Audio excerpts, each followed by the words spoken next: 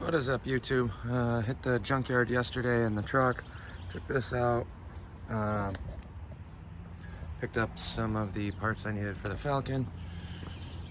I can get the rubber motor mounts, but I didn't have the actual frame mounts. Here's the original ones that came with the car on the left, this long one here. That's not what I need for the small block that I got building right now. These are the ones that I did need. Apparently it's kind of hard to get, but I've managed to find some at a scrapyard about 45 minutes away. And in the course of doing that, the distributor points condenser took a crap on the truck, so I had to fix that. Didn't get that on camera. I was too busy trying to just get it scrambling to get it fixed. So I just got a collection of boxes sitting in here. Picked up an alternator. I don't know if it's going to work or not, but I also got the V8 throttle cable bracket that I'm going to need. Then I got the trick flow valve springs in there, which I'm probably going to start messing with today. Oh, I also got a ladder and a roof rack for the van that'll be going on at some point. But gotta finish putting this block together, and in order to do that I need to start swapping out these heads. So I've got the valve springs off of these two and the rockers off of those. So these valves right now are just floating. My old valve spring compressor actually broke. Cheapo crap tools, but it's worked for a couple of years, so can't complain. I want to start taking these heads apart, and this whole tool, this is supposed to fit in the box. The tool was flexing before the valves compressed. So I got a new one here, much heavier duty. Still crap, but hopefully it'll work. So I'll take you guys along on that once I get set up here. Old valve spring right here. Single, pretty light. New valve spring. It's got a dual spring in it. Keeping the same retainers and keepers and all of that. But essentially I got to press all of these out, put the new valve springs on, and reassemble. So let's try and get you guys situated in a spot where you can see what I'm doing here. Let you know how this tool actually works. Probably not going to do all of these because it's pretty boring, but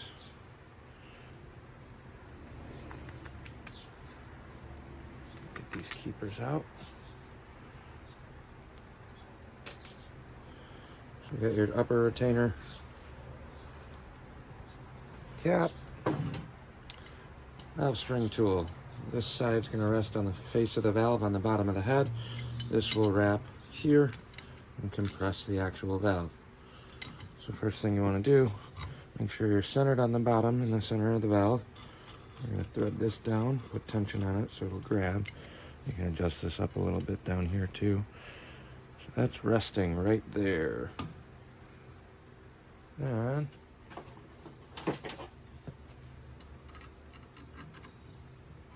you're going to twist this upper, and it will compress the valve spring. This off the bat is already working a million times better than my old tool.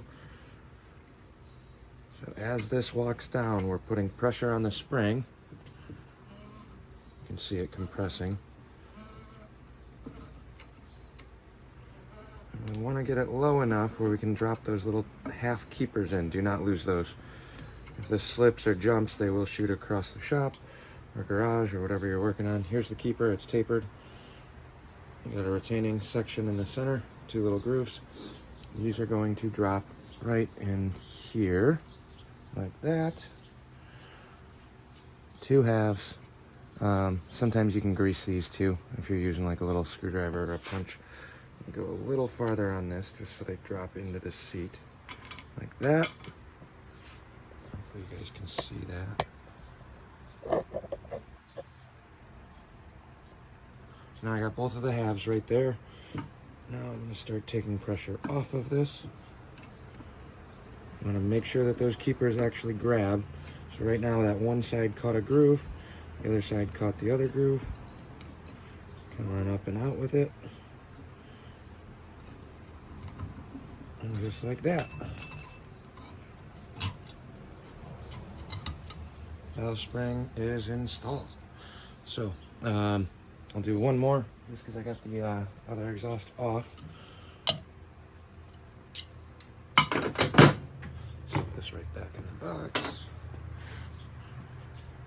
So here we got our two keepers, the upper retainer and the collar, and the weak spring. I'm going to take this out and replace it with these. Here's the side-by-side for you. Stiff spring for the cam that I'm putting in this motor, stock spring. Out with the stock ones. This drops down here. I didn't pull the valves. I'm not going through and doing anything crazy on this right now. I got a couple other sets of heads for this motor that I will be going through whenever I get time. At this juncture currently, I'm still trying to get this thing back in the car and running before I start getting into going crazy on the performance side of things. Obviously, when I'm putting the block together, I've got a cam for it and assembled all of those, but we're basically going to slowly be building off of that platform. That cam will work for everything else that I want to do with this motor as we progress, but first step is getting everything in the car running and driving. Make sure that you have a good grab and you're centered on the valve on the bottom. These things do like to squirm around a little bit. There's other valve spring compressor tools too. I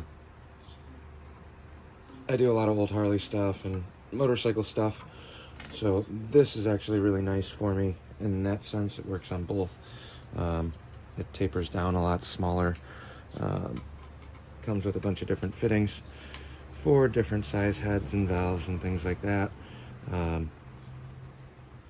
However, on the car stuff, it works fine for that as well. It just takes a little bit longer. There's a lot of different styles and some quick clamp ones.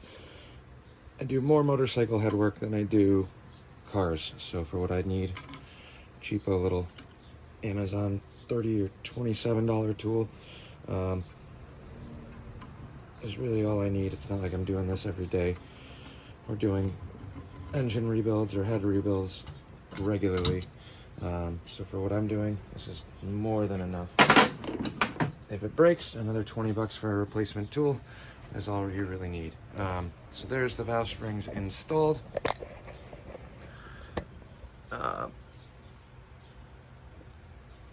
Definitely in there tighter. Definitely much more spring tension on those compared to the original ones. This tool, if anybody's looking for one, spring clamp toolkit is what it says on the box. I think it was on Amazon. I don't remember exactly which one it was. By comparison, this new kit that I got with all the stuff in it is significantly better than the old red one. I might grab that for a side-by-side. This one's actual solid steel on the seat clamp section. The threaded parts are pretty much the same. The little buckets are the same. But this one's significantly heavier than this one, which is actually hollow. This is not solid steel on these sections, which is pretty sure why it's flexing. You can feel it. This is about half the weight of the new one that I got. Then for the rest of that, I'm just going to keep jamming these apart.